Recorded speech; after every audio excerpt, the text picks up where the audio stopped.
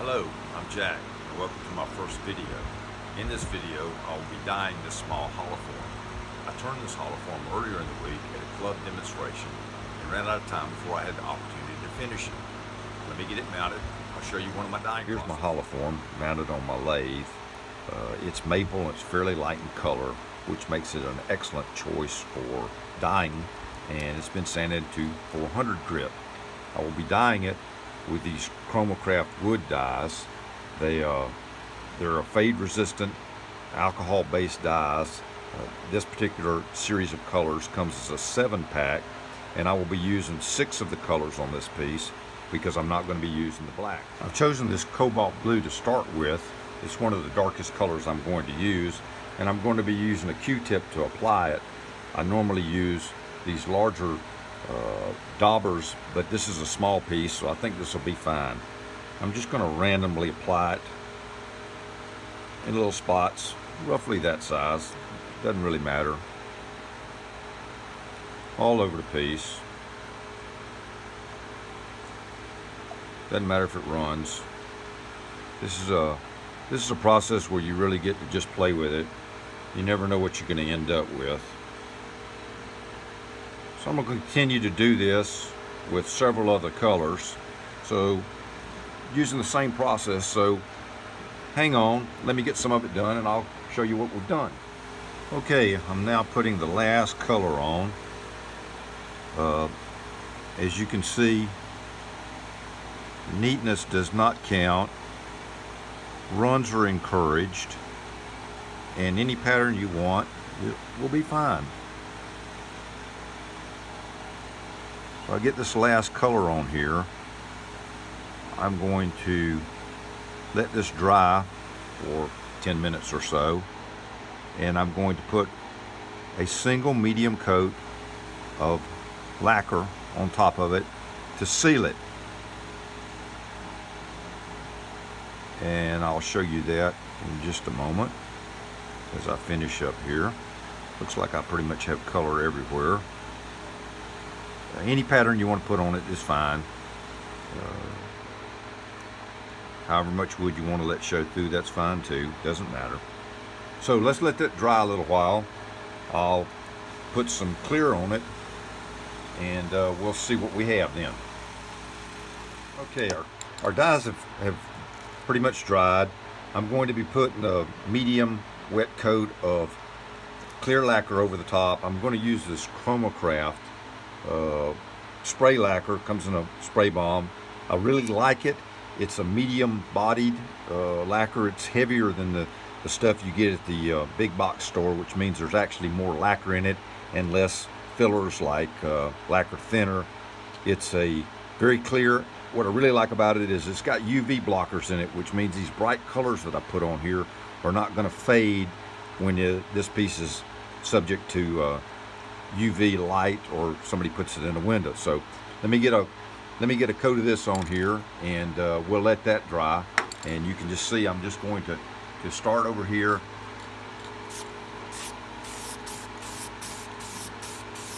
Spraying it. I've got some shrink wrap on my chuck that's holding this piece so that my chuck doesn't get all colored up.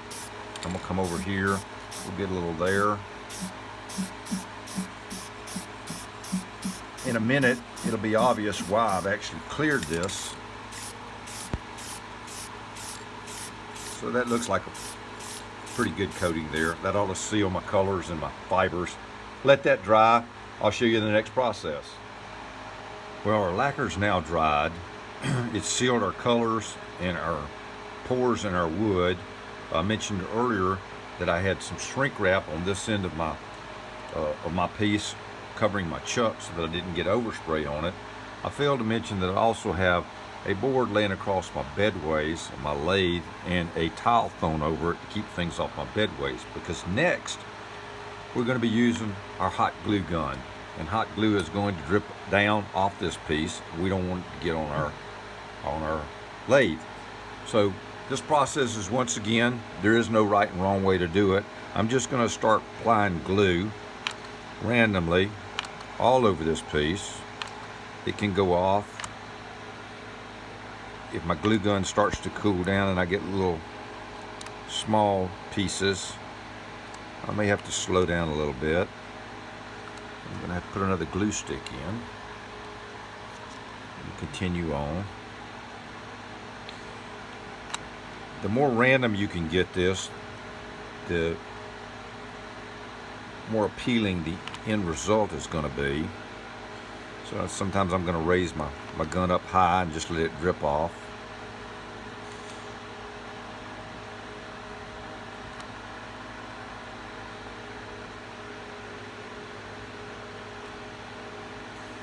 And I'm just going to continue to do this, allowing the glue to go completely off the piece on both ends. And let me get this done, and I'll show you what the end result looks like here in just a second.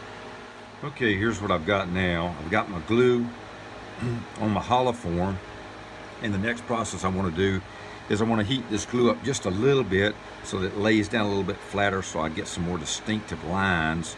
And I'm going to do this with a propane torch only because my heat gun's not available today. It was broken. I recommend you use a heat gun. It'll actually give you a better end product, but I'm just going to take this torch and just run it over the piece lightly for just a few moments. Stay back long enough that you don't cause a fire hazard, and let that melt in just a little bit. And then I'm going to let it cool, and we'll apply the next process, the next paint. Okay, my glue is laid down nicely. It's cooled down now. I'm going to apply some black. This is just some rattle can, big box store lacquer. You want to make sure that you use lacquer. Anything else is going to cause you problems later on. So I'm just going to put a medium coat of this over the top of what I've got.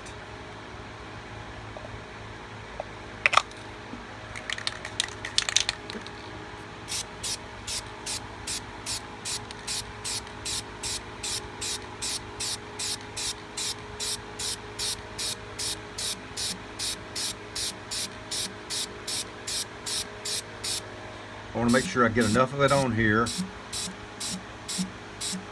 that everything that's not glue is covered. So I'm going to spray it from several different directions, just really lightly, and I've got to let that dry. So we'll be back in a minute to peel the glue off. Okay, here's our piece after we've sprayed our black lacquer on it, and we're going to find a spot and start peeling our glue off and see what we have underneath. You need to be careful not to peel up your black,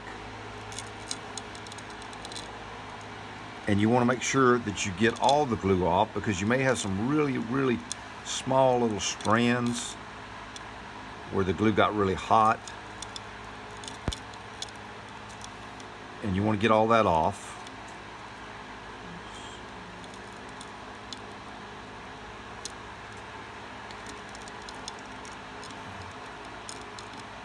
And you can see the pattern we're having.